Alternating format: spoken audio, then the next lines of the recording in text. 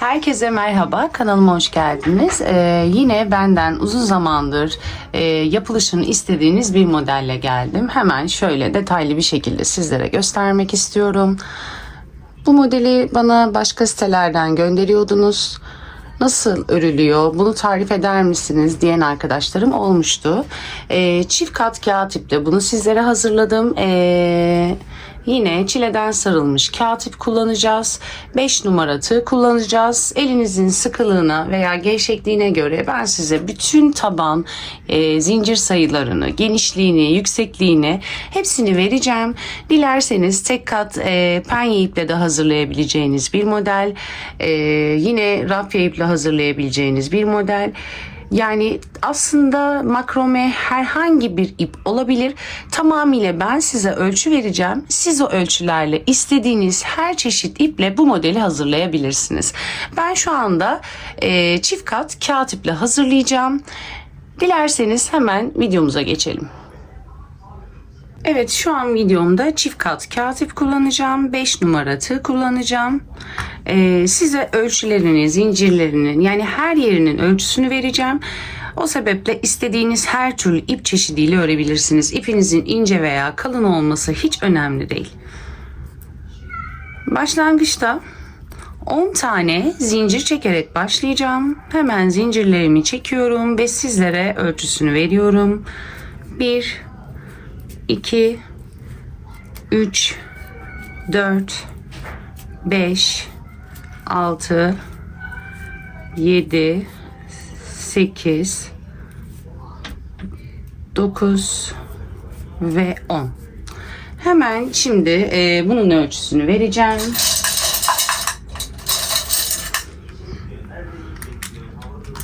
Taban zincirimizin eğer makrome ile, koton iple veya başka bir iple örüyorsanız toplamda taban zincirimizin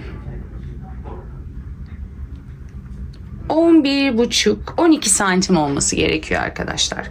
12 santimlik bir taban zincirine gelmeniz lazım. 12 santimlik bir taban zinciri elde etmeniz lazım. Eğer siz ince bir koton iple örüyorsanız 12 santime gelene kadar zincir çekiniz lütfen. Şimdi hemen bir zincirde başlangıç zinciri çekiyorum. Yani toplamda 11 zincirle başlıyorum. Hemen zincirimin içerisine sık iğne yapıyorum. Örmeye yeni başlayan arkadaşlarımız benden çok rica etti. Lütfen ilmek ayracı kullanın. Takılıyoruz, şaşırıyoruz diyorlar. Hemen ilk yapmış olduğum ilmeğe bir ayraç ekliyorum. Şimdi devam ediyoruz. Tüm zincirlerin içerisine sık iğne batıyoruz.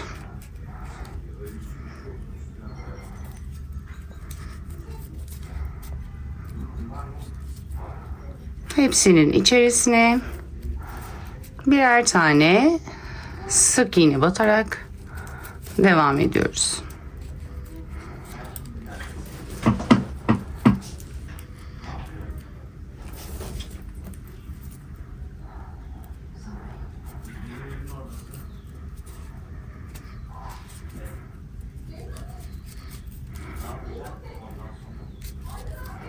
Kağıt iple, özellikle çift kat kağıt iple örmek biraz zor olabiliyor. Siz dilerseniz bu modeli penye iple veya makrome iple, pamuk iple örebilirsiniz. Örümü daha kolay olur. Evet, son zincirimin içerisine de bir adet sık iğne yaptıktan sonra bakın son zincirin içine hemen karşı noktaya bir adet daha sık iğne yapıyoruz. Döndürüyorum motifimi. Hemen yine aynı zincirin içerisine karşı hizaya gelecek şekilde bir sık iğne daha yapıyorum. Şimdi bütün karşılıklı batmış olduğumuz zincirlerin içerisine tekrar sık iğne yapıyoruz.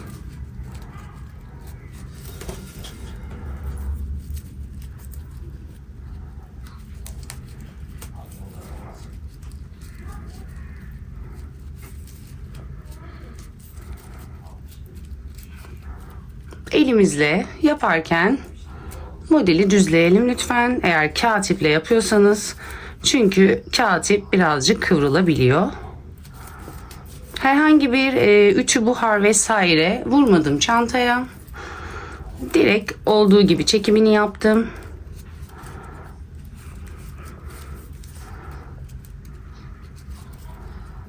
Evet, bakın. Son noktaya geldik. Daha rahat görebilmeniz için hemen ölçüyü ve açıyı değiştirdim. Şimdi bakın, son zinciri de bir sık iğne yaptım. Hemen diğer köşede yapmış olduğumuz gibi bu köşede de tam karşı noktaya bir sık iğne yapıyoruz. Yani toplamda köşelerdeki zincirlere 3 tane sık iğne yapmış oluyoruz. Şimdi hemen bakın, ayracımı çıkartıyorum. İlk yapmış olduğumuz sık iğnenin tepe noktasına batıyorum. İlmek çıkartıyorum. Hiç kaydırma yapmayacağım bu sefer. Bir sık iğne yaptım. Aynı boşluğun içerisine batıp bir sık iğne daha yapıyorum. Toplamda ilk yapmış olduğumuz sık iğneye 2 tane sık iğne yapmış olduk. Şimdi hiç artırma yapmadan devam ediyoruz.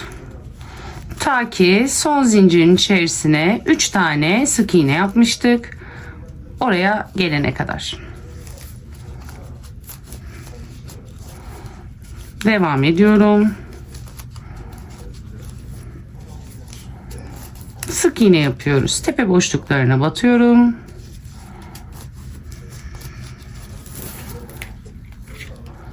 İçerisine birer tane sık iğne yapıyoruz. Geldim. Bakın. 1, 2, 3. Hatta bunu çıkartayım. 1, 2, 3 tane sık iğne yapmıştık. İlkinin içerisine 1, 2 sık iğne. Tam karşı noktaya gelen sık iğnenin içerisine bir tane sık iğne yapıyoruz. Bakın, devam ediyorum. Dönüp karşıya yaptığımız 3. sık iğnenin içerisine 2 tane sık iğne yapıyorum. Çift, tek, çift yaptık. Artırmamız bu şekilde. Sıra sonuna kadar sık iğne yapalım. Artırma yapmıyoruz. Sıra sonuna kadar tüm sık iğnelerin tepe noktasına birer tane sık iğne batıyoruz. Farklı hiçbir işlem yapmıyoruz.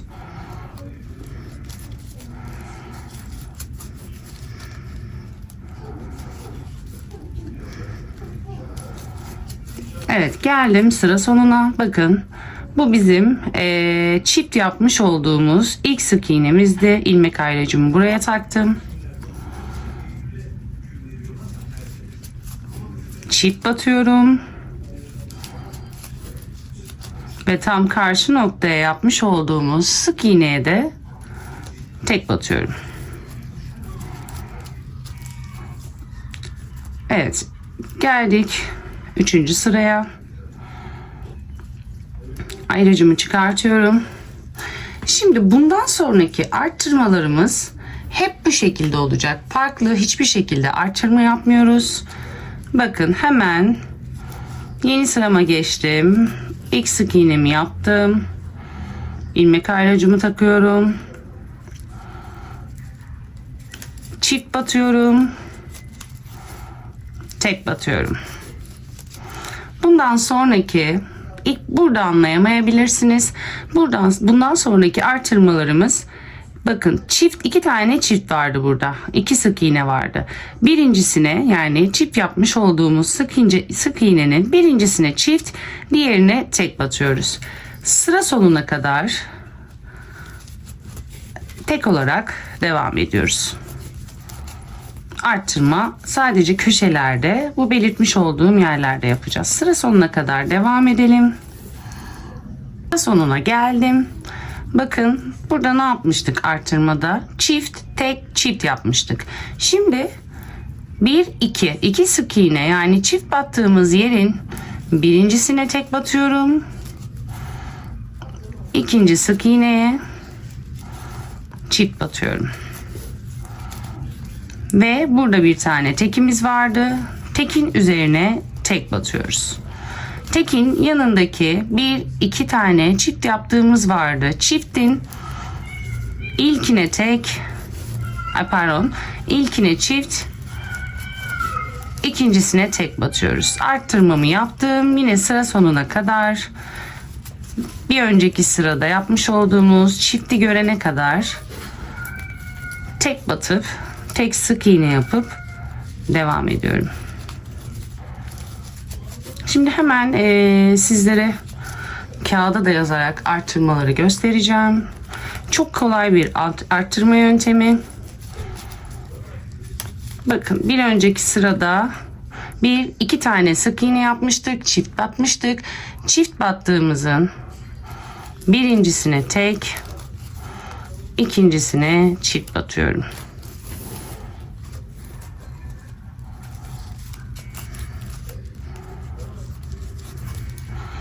Bakın tam ortada tekimiz vardı. Son sık iğnenin tepe noktasına da yine aynı şekilde tek batıyorum. Şimdi ilmeğimin ayracımı çıkartayım. Yine ilk sık iğnemin tepesine çift batacağım. Şimdi ben size bunu bakın elimizde de yaparken düzenleyelim. Hemen elime bir kağıt kalem alıyorum ve sizlere birkaç tane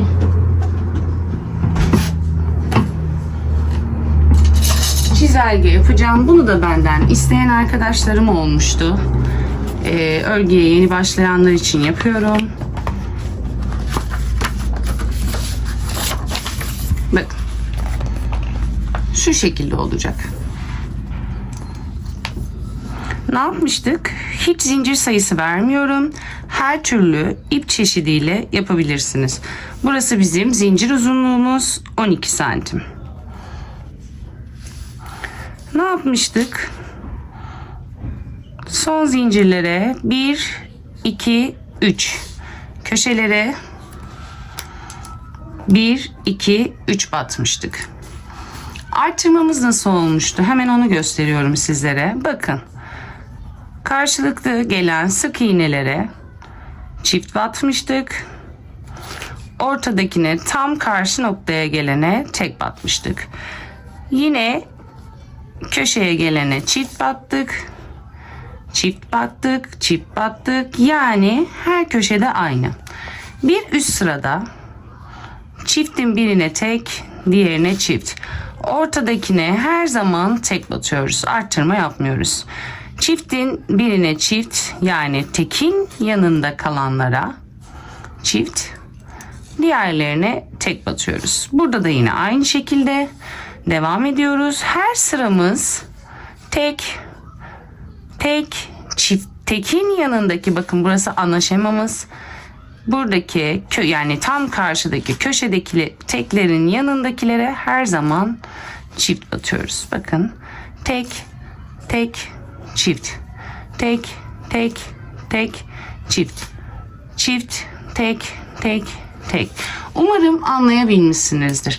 Tam köşe noktalarımız tek olarak devam edecek. Diğer köşeler, bakın sadece tekin yanındakiler çift olacak. Geri kalanlar tek. Tekin yanındaki sık iğneler çift olacak. Diğerlerinin hepsi tek. Bu köşelerde herhangi bir arttırma yapmayacağız. Bakın tekin, yani köşelerdeki tekin yanındaki çift, diğerleri tek. Bu şekilde bir arttırma yapacağız. Bir sıra daha beraber örelim. Bakın ne yapmıştık? Bizim ortalarımız, tam karşı noktalarımız tekti. Yanındakine çift battım. Geri kalan tüm sık iğnelere tek batarak devam ediyoruz. Bu arada eğer çift kat kağıt iple örüyorsanız, bakın tepe noktasına battıktan sonra ilmeğinizi biraz yukarı doğru çekiniz. Sıkı bir örgü yapmayın. Batın, ilmek çıkartıp yukarı doğru çekiniz. Bu şekilde örerseniz tam birebir aynı kalıpta yaparsınız. Batın, ilmeğinizi hafif yukarı çekin. Bu şekilde ilmek yapın. Bakın, çift tek çift. Artırmalarımız hep böyle olacak. Çift tek çift, çift tek çift, çift tek çift. Hemen çiftin ilkine tek batıyorum. Bakın, köşedeki olanın yanındakine her zaman çift batıyorum. Tam karşı hizadakine tek. Bunların hep tek olacak. Lütfen karıştırmayın. Yanındakine çift batıyorum. Yanındakine yine tek. Yani artırmayı umarım anlamışsınızdır. Bir iki sıra daha öreyim, bir saniye. Hemen söyleyeceğim. Bakın. Bu taraf, yani bu köşede de bu köşede de tek sayımız hep köşede olacak. Tekin sadece solunda ve sağında artırma yaparak devam ediyoruz. Yani bakın ne yapmıştık? Çift tek çift, çift tek çift, çift tek çift. Artırmamız genişlemesini istediğimiz yere kadar çift tek çift, çift tek çift olarak devam edecek. Hemen sizlere hiç daha fazla videoyu uzatmadan kaç sıra çift yapacağımızı söyleyeceğim. Sıra sonuna kadar geleyim. Dilerseniz kaydırma yöntemiyle de yapıp sıranızı kapatabilirsiniz. Ben bir kere de böyle örmek istedim. Bu çantaya özel bir şey değil. Sadece çok fazla benden hani kaydırma yapmadan ilmek ayracıyla çalışmam istendi. Bu şekilde de sizlere göstermek istedim. Bakın 1-2 çift yaptığımız yere geldik. Birincisine tek, ikincisine çift batıyorum. Hemen son sık iğnem karşıya geliyor. Hep köşelerdeki birer tane olana tek batmıştık. Bakın, bu bizim tabanımız. Hemen yapmış olduğum çantayı elime alıyorum. Bakın, çantamın tabanını sizlere gösteriyorum. Ne yapmışım hemen? Bu benim ilk sıram. Şu şekilde gösterebiliyorumdur. Umarım evet. Bu benim ilk sıramda arkadaşlar. Bakıyorum hemen. Evet. Tek tek 3 tane battım. Bakın, çift tek çift, çift tek çift, çift tek çift, çift tek çift, çift tek çift. Köşeler tamamıyla çift tek çift olarak devam ediyor. Kaç sıra yapmışım? 1 2 1 2 3 4 5 sıra çift örüyoruz. 6. sırayı tek örmüşüm. Hemen bakın, biz şu an beraber kaç sıra ördük? Çiftleri sayalım. 1 2 3 sıra çift yapmışız. Çift tek çift, çift tek çift. 1 2 3 sıra çift yaptık. 4 5. 2 sıra daha çift tek çift olarak artırmalı olarak yapacağız. Bir sonraki sırayı da hepsini tek örerek düz devam edeceğiz. Dilerseniz hemen 1 2 3 tane ördüm ben. 2 sıra daha artırmalı olarak öreyim. 5 sıra çift tek çift, çift tek çift arttırarak devam edelim. Ondan sonra videonun devamında buluşalım. Evet, bakın 5 sıra çiftimi yaptım. İlk sıramız burasıydı. 1 2 3 4 5. 5 sıra çiftimi yaptım.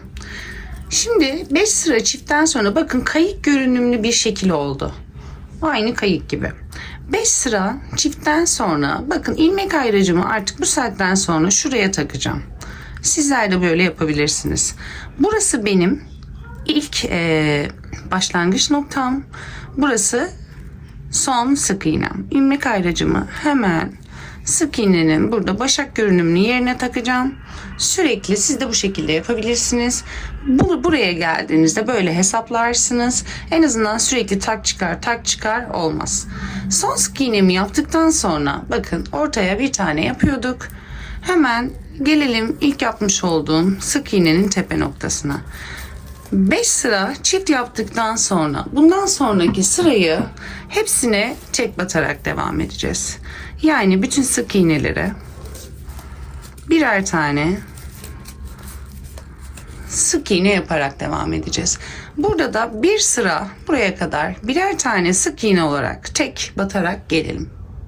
Evet, bir tur birer tane tek sık iğne battıktan sonra şimdi bakın hemen başa dönelim. 1 2 3 4 5 tane arttırma yapmıştık. 6. yani 5 arttırmadan sonra bir sıra düz ördük. Şimdi geldik ikinci sıra arttırma bölümüne. Son sık iğneme de batıyorum. Bakın bu ilmeği yukarıya tekrar kaydırayım. Burası benim başlangıç noktam. Başlangıç noktasına yine çift batıyorum. Yine artırmalarım aynı şekilde olacak. Farklı bir değişiklik yok. Ne yapıyorduk? Burası hiç değişmiyor arkadaşlar. Şuradan gösterirsem daha rahat olur. Bakın burası hiç ama hiç değişmeyecek. Orta kısma hep tek batacağız. Sadece tek battığımızın solundaki ve sağındaki sık iğneye çift çift batarak devam edeceğiz. Şimdi bir sıra düz örmüştük. Bu durumda 5 sıra daha artırma yapacağız. Ortaya tek, solundakine ve sağındakine çift batacağız. Yine 5 sıra bu şekilde devam edecek. Çiftimi battım. Sık iğne yaparak devam ediyorum. Sıra sonuna kadar, yani diğer sıradaki arttırma yapacağımız yere kadar devam edelim. Orada buluşalım. Arttırma yapacağımız yere geldik. Bakın ne yapmıştık biz burada? Şimdi tam burası tek olan, burada çift yapmamız lazım. Çünkü 1 2 çift battığımız yerin birincisi bu sık iğne, İkincisi bu sık iğne. Bu benim orta kısmım. Buraya tek batıyorum. Çift batıyorum. Tek batıyorum. Yani burada karıştırmamak için lütfen şu artırma yerinize bakınız. Bakın çift tek çift, çift tek çift. Tek sıra çift tek çift. Yani hemen tek yaptığımız yerin yanına çift batacağız. Artırma yerimiz, artırmalarımız. Bir saniye. Artırmalarımız oldukça basit arkadaşlar. Çift battım. Tek olarak sıra sonuna kadar devam ediyorum.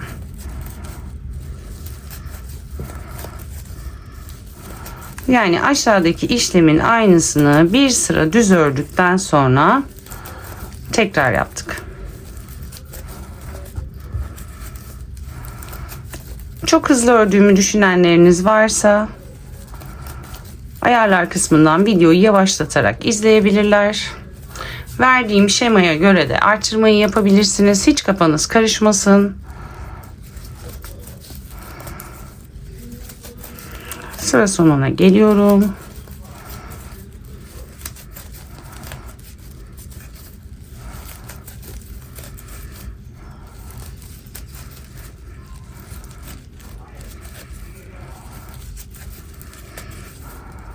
Burada sıra sonuna gelirken hani düz battığımız için bakın hemen alttaki sıraya bakın. 1 2 çift battığımız yer burasıymış. Yani İlkine tek batıyorduk. İlkinin üzerindeki sık iğneye hemen tek batıyoruz. Bakın burada tekin yanındakinin üstüne de çift batıyoruz. Çift ve son sık iğneme batıyorum. Tek. Evet, bu sırada çift olarak bitti arkadaşlar. Şimdi 5 sıra daha çift öreceğim. Yani birinci artırma bölümümüz 5 tane çift tek çiftti. Bir kere düz örmüştük. Yani hepsinin üzerine birer tane sık iğne batmıştık. Şimdi aynı aşağıdakinin aynısını yukarıya da yapacağız. Yani 5 sıra daha çift yapacağız. Birinci çift sıramızı yaptık. 4 sıra daha çift yaptıktan sonra buluşalım. Toplamda ben ikinci artırma sırasını yaptım. 1, 2, 3, 4, 5 sıra daha yaptım. Hemen başa dönelim. Ne yapmıştık? Başlangıçtan sonra 5 sıra artırma yapmıştık. 1 sıra tek örmüştük. 5 sıra tekrar artırma yaptık. Şimdi artık tamamıyla dümdüz çıkacağız. Artırmaya kadar olan yere kadar sizlere ölçü vermek istiyorum.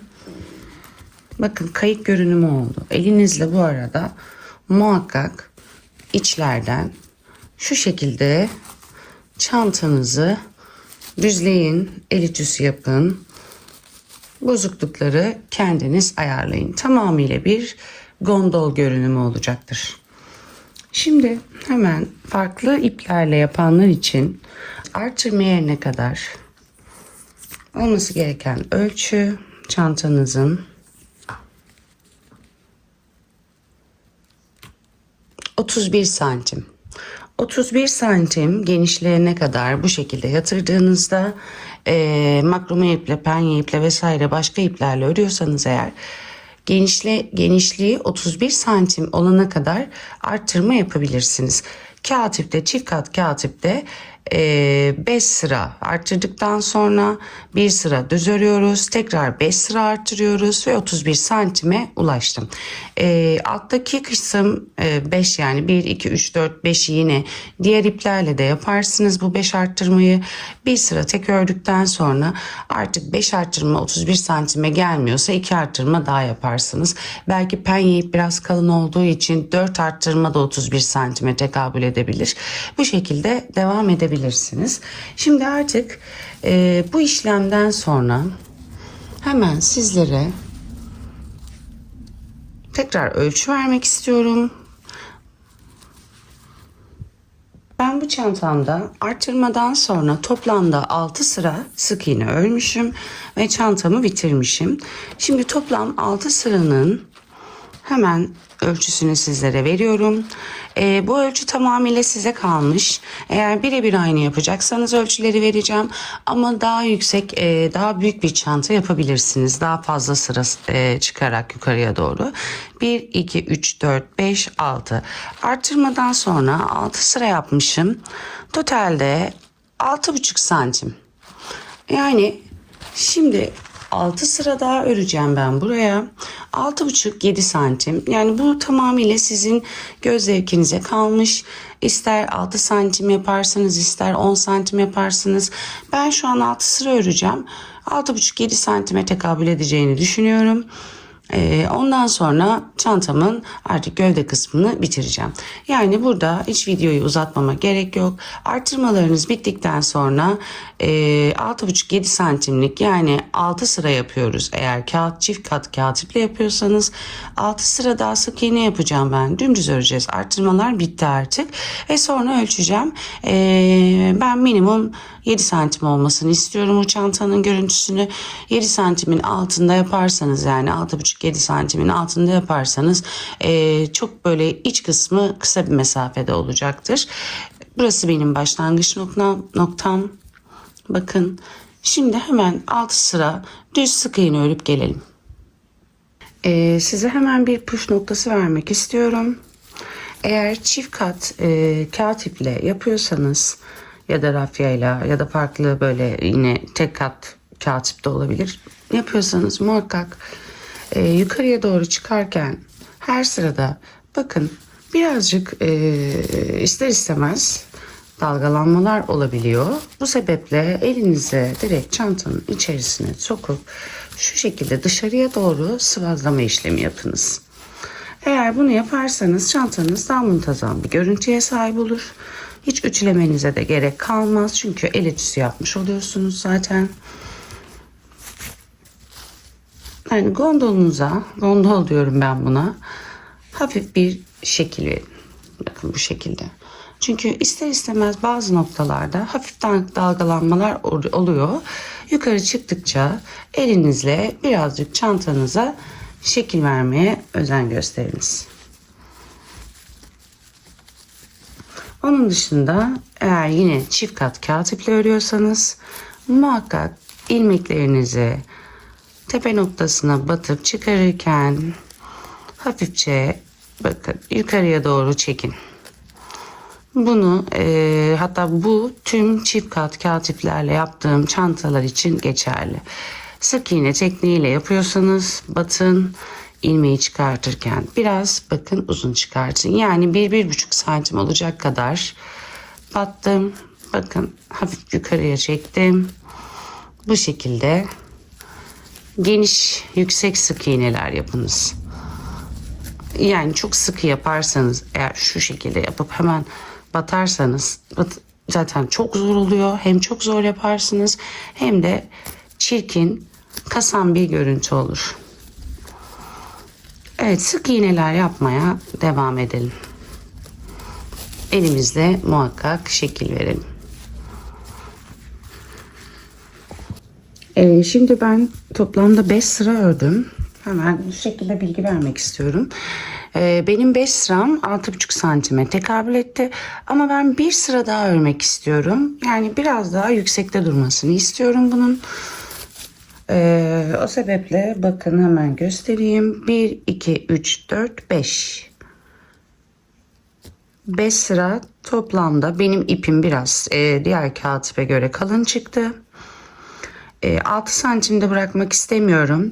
Bir sıra daha örüp toplamda 7,5 santim yapmak istiyorum. Siz de ona göre hesap yaparsınız. Evet, son sıraya yaklaştım. Burada beraber bitirelim istedim. Oldukça gevşek örüyorum ve uzatarak örüyorum. İpim oldukça kalın bir kağıt ip.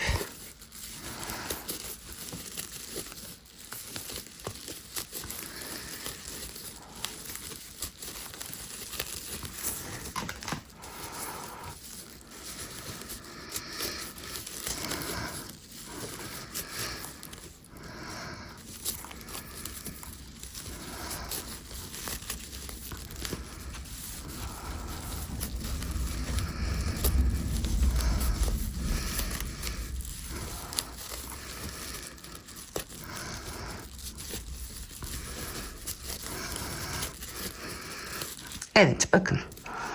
İğnemi nereye takmıştım? Burası ortada, hep tek battığımız yerde.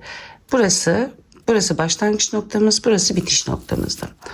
Şimdi şunu biraz daha bakın düzgün öreyim. Son sık iğnemi yapıyorum ve hemen bakın bunu şu şekilde birleştireceğim. Bu benim başlangıç sık iğnemdi. Hemen bakın başak görünümlü tepe noktasına değil, başak görünümlü yerinin altına batıyorum. Görüyorsunuz. Şöyle yapıyorum, bakın tekrar göstereyim. Burası bakın iğne ayracımı takmıştım. Devam ediyorum. Burası benim başlangıç noktamdı. Tepe noktasından kaydırma yapmak isterseniz tepe noktasından kaydırma yaparsınız. Ama ben böyle yapmayacağım. Örmesi kolay olsun diye, çünkü sap kısımlarını buraya yapacağım için bakın tepe noktasına değil en alt kısmından ilmek çıkartıp normal sık iğne yapıyorum ve bir zincir çekiyorum. Bu şekilde daha düzgün bir görüntü oldu. Evet, ipimizi bu noktada kesiyoruz ve hemen sap kısımlarını yapmaya başlayacağız. Kısa kesiyorum ipimi. Düğüm atmıştık. Burada sıkılayalım. Aralardan gizleyeceğiz bunu. Evet, bakın bu noktada ilmek ayracımı çıkartıyorum. Şimdi çantamıza güzelce bir el ütüsü yapalım ki formu yerine gelsin. Kağıt iple, rafya ile çalışıyorsanız muhakkak bunu yapın. Yani ben biraz simetriye fazla dikkat ediyorum. Bir tık simetri hastası olduğumu düşünüyorum. O yüzden bakın bizim başlangıç noktalarımız burası. Evet, ortaya, yani hani ortaya baştan bir artırma yaparken tek battığımız nokta vardı. Bakın gözüküyor. Tek tek gitmiştik. Şipler hep solunda ve sağında kalmıştı. Orası köşeye gelecek şekilde, buraya gelecek şekilde çantanızı ayarlayın. Hemen bu kısmı daha ayarlıyorum.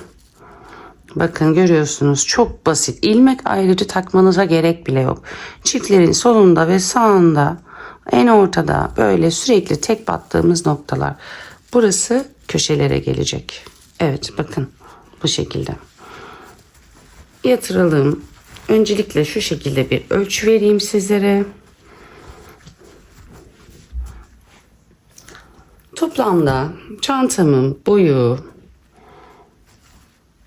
sapa başlamadan komple 22 santim olacak. 22 santime diğer iplerle de çalışıyorsanız eğer geldiyse direkt kesip hafif bakın şuralarda özellikle şu gondolun bu kısımlarına elinizi sokun. Bir tık böyle bastırarak, çünkü arttırma yaptık ya buralarda, burası hep kasıyor. Çift sık iğneler olduğu için. Bakın görüntü gözünüze hoş geldiği dakikada elinizle bırakın yapmayı. Bitti. Bu kadar. Bakın oldukça güzel bir görüntü bence. Bir tık da şuraları düzelteyim bu tarafı. El ütüsü muhakkak yapın. Çift kat kağıt ip size çok sert geliyorsa da direkt buradan ütü yardımıyla iç kısımlardan birazcık buhar basabilirsiniz. Şimdi sap kısımlarına geleceğiz. Sap kısımlarını aynı diğer kağıt ip çantalarımda olduğu gibi hazırlayacağız. Öncelikle şurada ipin olduğu kısımdan başlayalım. Ne demiştik? Bakın burası, yani şu ilmek bizim köşe ilmeğimiz. Hemen oraya bir ilmek ayrıcı takayım. Bu zaten inanılmaz belli olan bir görüntü. Aşağıya doğru tek gittiğimiz tek nokta burası. Burası köşeler olacak. Evet. Şimdi burada hiç diğer çantayla bakalım kaç sıra bırakmışım. 1, 2, 3, 4, 5, 6, 7, 8, 9, 10, 11, 12 sıra boşluk bırakmışım ortada.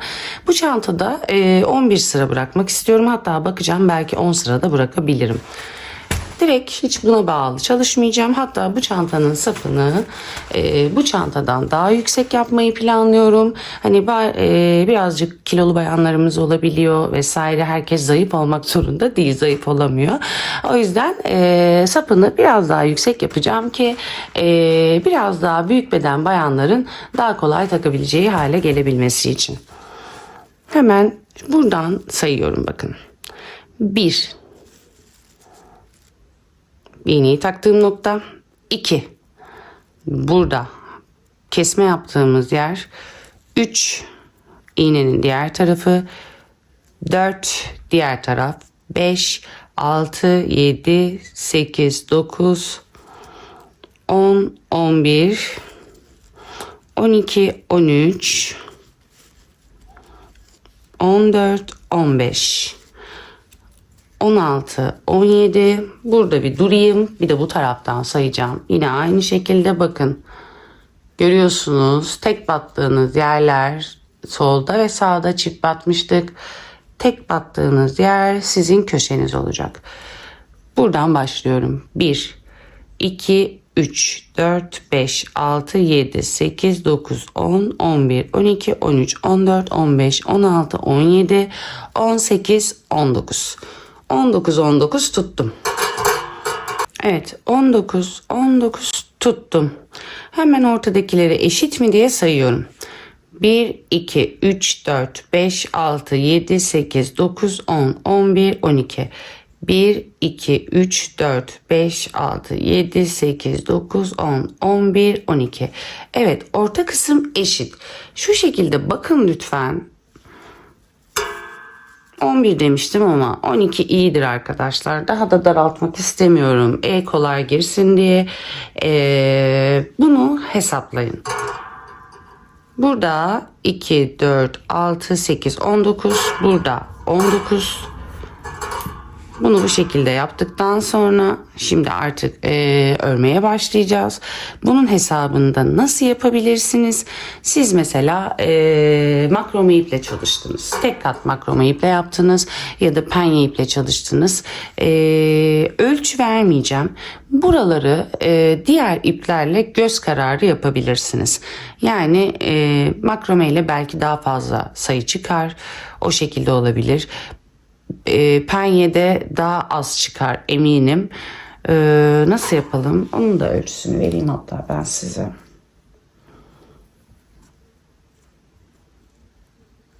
Kenarlara 10 santim, tam 10 bu tarafa, bakın 10 bu tarafa eşit ölçü almışız. Orta 12'lik kısmı hemen ölçeyim. 1, 2, 3, 4, 5, 6, 7, 8, 9, 10, 11, 12. Orta 12'lik kısımda arkadaşlar 12,5 santim. Bunları not alırsanız 10, 10, 12,5 santimde ortada olacak şekilde ayarlayabilirsiniz.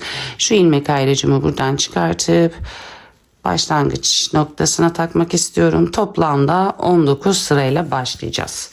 Evet, bir de genel komple santim vereyim. 6 sırayı yaptınız arttırmadan sonra. Şimdi bakalım bir değişkenlik olmuş mu? Arttırmaya kadar 31 santim demiştik. 35 santim olmuş arkadaşlar, bakın. 35 santimlik bir genişliği var çantamızın. Şimdi hemen sap kısımlarını yapmaya başlayalım.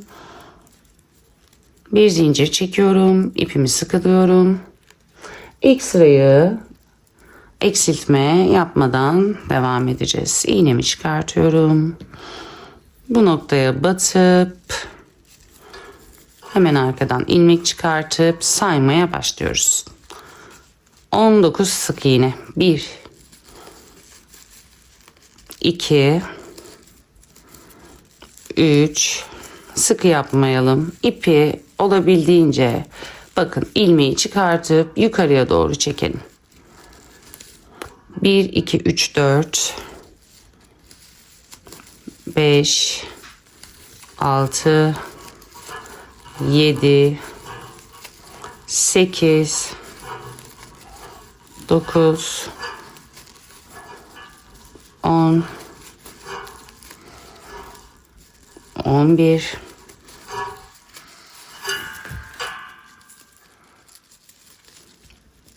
İpi arkada gizliyorum. 12 13 14 ipi gizliyoruz. 15 16 17 18 19. Tekrar sayıyorum yanlışlık olmasın diye. 1 2 3 4 5 6 7 8 9 10 11 12 13 14 15 16 17 18 19. Bakın burada biraz işte neden şimdi benim kaydırma yöntemiyle kapama yaptığımı anlayacaksınız. İster istemez arkadaşlar spiral şekilde ördüğünüzde yani bu gözü yormuyor, gözle görülmüyor ama hani şu görüntüler olabiliyor. Bunların olmasını istemediğim için hep kapama yöntemiyle yapıyorum ben. Bunu çok istediniz diye spiral şekilde örmek istedim. Elinizle birazcık bu son noktayı düzeltin. Zaten o kendi kendine form alacaktır. Evet, 19'u yaptık. Aynı diğer Jodi model çantamda yaptığım gibi döne döne öreceğiz. Hemen bakın son ilmeğimi yaptım.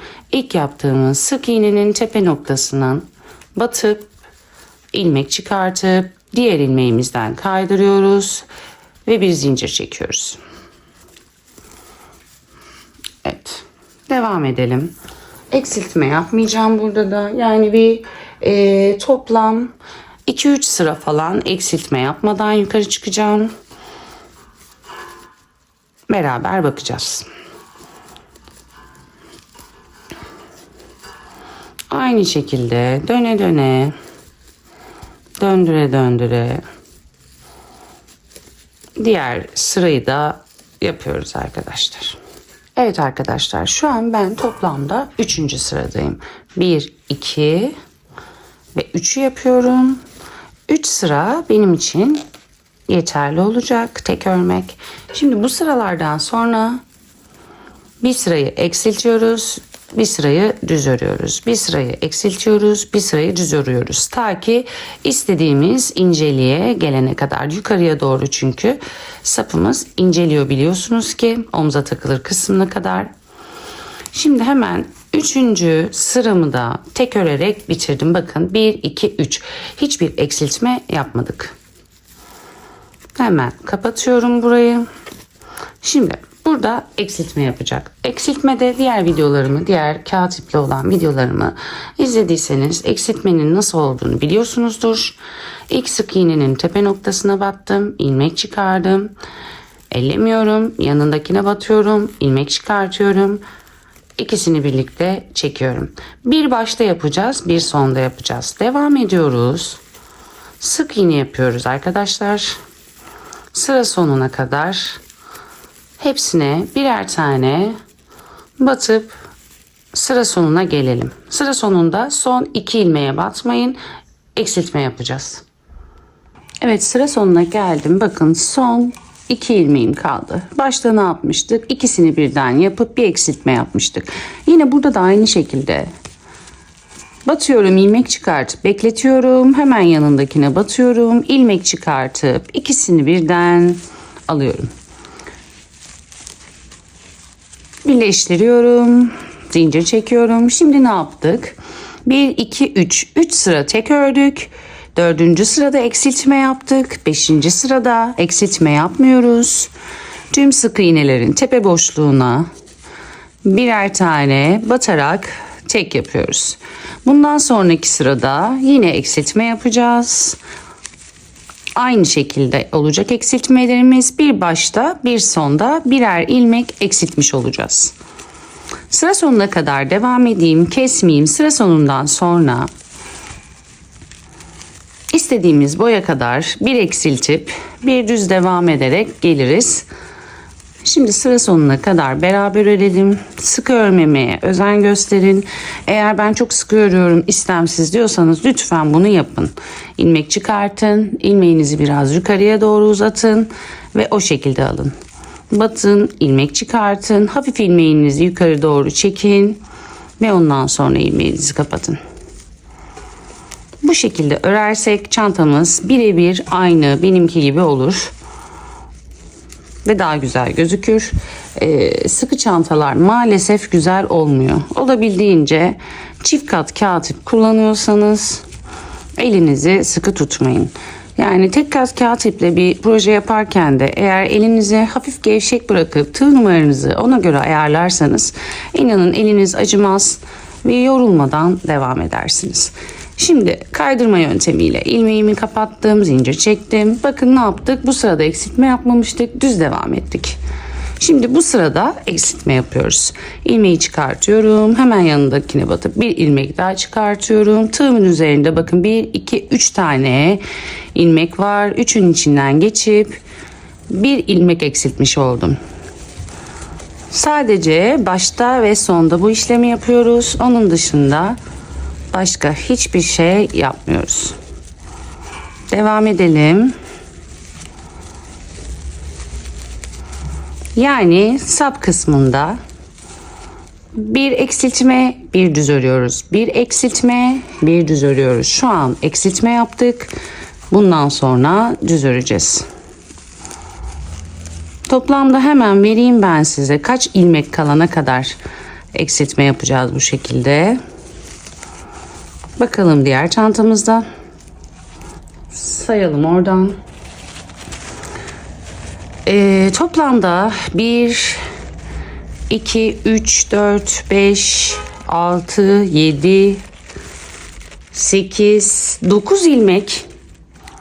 9 ilmek kalana kadar eksiltme yapmışım ben. Yani ne yapmışız? Bir eksiltmişim, bir düz örmüşüm. Bir eksiltmişim, bir düz örmüşüm. Bir eksiltmişim, bir düz örmüşüm. Ta ki 9 tane sık iğne kalana kadar. 9 tane sık iğne kaldıktan sonra da birkaç sıra yukarı doğru çıkıp aynı şekilde örüp örgümü bitirmişim. Bu aşamada hemen burada da eksiltmemizi yapalım. Ondan sonra kaç sıra kalacağını ben size söyleyeceğim. Kaç sıra kalana kadar eksilteceğimizi söyleyeceğim. Geldim, son 2 ilmek, ikisine birden battım, eksiltmemi yaptım. Şimdi birkaç sıra bir eksiltme bir düz, bir eksiltme bir düz şeklinde örerek devam edelim. Toplamda 9 sıra, yani 9 sık iğne kalacak şekilde 1, 2, 3, 4, 5, 6, 7, 8, 9. 9 sıra sık iğne kalacak şekilde bir eksiltme bir düz ördük. Bir eksiltme bir düz, bir eksiltme bir düz ve son bir eksiltmede bizim 9 sık iğnemiz kaldı. Şimdi artık istediğimiz uzunluğa gelene kadar tek öreceğiz. Hepsine tek batacağız. Eksiltmemiz bitti yani. Siz bunu farklı iplerle, penye iple veya makrome ile, işte rafya ile yapıyorsanız eğer uzunluğu kendiniz belirleyeceksiniz. Yapmış olduğunuz sıradan atıyorum 3-4 sıra, belki çok incedir ipiniz, 4 sıra örmeniz gerekir. Düz ördükten sonra bir eksiltme bir arttırma, bir eksiltme bir arttırma, istemiş olduğunuz inceliğe gelene kadar bu işlemi tekrarlayacaksınız. Daha sonra da bakın 2 ucuna yapacağız. Bir uca yapacağız, bir bu uca yapacağız ve ortada birleştirme yapacağız. İstediğiniz uzunluğa gelene kadar sık iğneler, sadece sık iğne şeklinde döndüre döndüre öreceğiz arkadaşlar. Farklı hiçbir işlem yapmayacağız bu noktada. Bu tamamıyla sizin zevkinize kalmış olacak. Ben şu an sapı istediğim ölçüye kadar çıkartayım. Eğer çift kat iple yapıyorsanız size ölçü bilgisi de veririm, sıra sayısı. Evet, sapımı yeteri boyuta kadar uzattım ben. Benim için bu kadar yeterli olacaktır. Bakın, arttırmadan sonra hepsini tek batarak sık iğne şeklinde yukarı çıkacağız demiştik. Toplamda 9 sıra yaptım. 1, 2, 3, 4, 5, 6, 7, 8, 9. 9 sıra benim için yeterli oldu. Ama sizin için sap kısmı yeterli değilse birkaç sıra daha uzatabilirsiniz. Daha doğrusu istediğiniz kadar uzatabilirsiniz. Benim için bu kadar yeterli. Şimdi aynı işlemi bu tarafa da yapıp birleştirme işlemini sizlere göstereceğim. Evet, çantamın diğer sapını da yaptım. Bakın, sapları yaptıktan sonra elinizle şu şekilde birazcık şekil verelim, yumuşatalım. Tam şu birleştirme yaptığımız kısımlar, bakın şu şekilde ortaya gelecek şekilde ayarlayalım. Elimizle muhakkak ölçülü bir şekilde gözükmesi için birazcık masaj yapar gibi yumuşatalım. Yukarı doğru sıvazlayalım. Bakın. Ben bu kadar yüksekliğe getirdim. Benim için bu ölçü yeterli. Şimdi bunun ölçüsünü de komple vereceğim sizlere. Şimdi dikme aşamasına geldik. Bakın, hemen iğne yardımıyla bir tane kolumun ipleri biraz dikeceğimiz için uzun kesmiştik. Geçiriyorum. Bakın, son burada kaydırma yapmış olduğumuz nokta. Kaydırma yapmış olduğumuz noktanın içeriden dışarıya doğru batarak çıkartıyorum. Şimdi hemen diğer karşı ucu elime alıyorum. Tam karşılıklı gelecek şekilde birleştirme yapıyoruz. Burada da mesela bakın, şöyle göstereyim. Hemen kaydırma yapmış olduğumuz yerin dışına çıkardım ipimi. Burada da karşı aynı noktalara gelebilmesi için bakın, kaydırma yapmış olduğumuz bu noktaya kaydırma yaptık. Kaydırma yapmış olduğumuz burası, hemen onun yanındakine batıyorum. Dışarıdan batıp içeriden ipi çıkartıyorum. Yani karşılıklı gelmesi gerekiyor. Bakın şu şekilde. Evet. Hemen normal dikiş dikermiş gibi içeriden batıyorum. Tam karşı sık iğnenin dışından batıyorum. Bu diğer sapımızın ipi karışmasın. Çekiyorum. İçeriden batıyorum. Karşısındaki sapın ucundaki sık iğneye dışarıdan batıyorum. Normal dikiş dikermiş gibi bakın bütün ilmekleri sık iğnelerin tepe noktasına batarak karşılıklı birleştiriyoruz. Oldukça basit.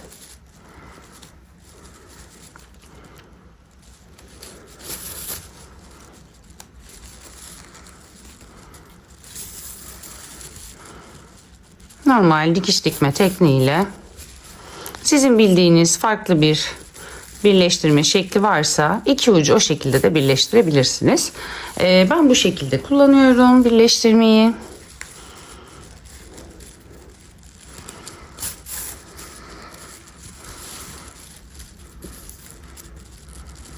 Sıra gelen bütün sık iğnelerin tepe boşluklarına batıp birleştiriyorum.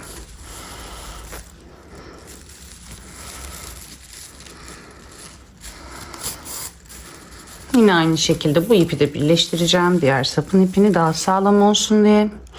Görüntü bozuk olmasın diye. Son noktaya gelmişim. Buradan batıyorum. Bakın bu noktada şu şekilde birleştirip sabitliyorum. Hem görüntü de bozuk olmuyor. Bakın şunlar bizim diktiğimiz noktalar. Görüyorsunuz değil mi? Ben hemen bakın burada sık iğnelerin köşelerini görüyorum. Bu şekilde aralardan bir tur geçiyorum. Muntazam bir görüntü oluyor. Sapımın ucu kötü gözükmüyor bu durumda. Siz de dilerseniz bu şekilde en son bir geçiş yapabilirsiniz.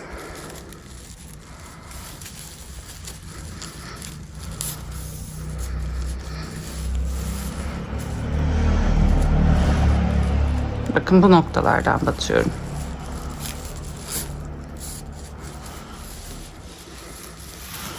Daha sağlam olmuş oluyor. Ve kötü bir görüntü gözükmüyor dikiş noktasında. Evet, bu noktada artık ipimi gizleyebilirim. Bu kadar yeterli geçiş yaptım. İpimi buradan kesiyorum. Bakın burada kalan ipimi de aralardan geçirerek sabitliyorum.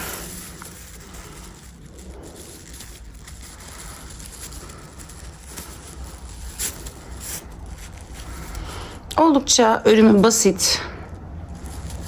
Çok güzel bir teknik. Ben çift kat kağıt ip kullanmayı çok seviyorum. Makromeyi de bu tarz çantalarda çift kat kullanıyorum. Çok kalın makrome ise tek kat yapmam yeterli oluyor. Şimdi sizlere komple sapa kadar yüksekliği de vereceğim. Ve çantamız, modelimiz bitmiş olacak. Hemen bu ipimi de bu aşamada keseyim. Aralardan ip çıkmasını sevmediğim için olabildiğince uzun bırakıp ipi güzel bir şekilde sabitleyip geçiriyorum. Evet, bu ipi de kestim. Çantanız bittikten sonra yine her zaman yaptığımız gibi el ütüsü yaparak formunu koruyalım. Çünkü kağıt ip birazcık zor şekil alabilen bir ip. Muhakkak el ütüsü gerektiriyor. Evet, bakın. Harika bir çanta oldu. Şimdi komple size sap uzunluğuna kadar ölçü veriyorum. Bu ölçü biraz da esneme payı olacak tabii ki içerisine ağırlık bindiğinde. Bakın saptan tam ilk başladığımız sık iğne sırasına kadar 45,5 santim. İçerisi dolduğunda, kola takıldığında bir esneme payı da olacak tabii ki. Bakın biraz yükselteyim kameramı. Bu esneme payını da baz alırsak inanılmaz kullanışlı. Boyut olarak çok güzel.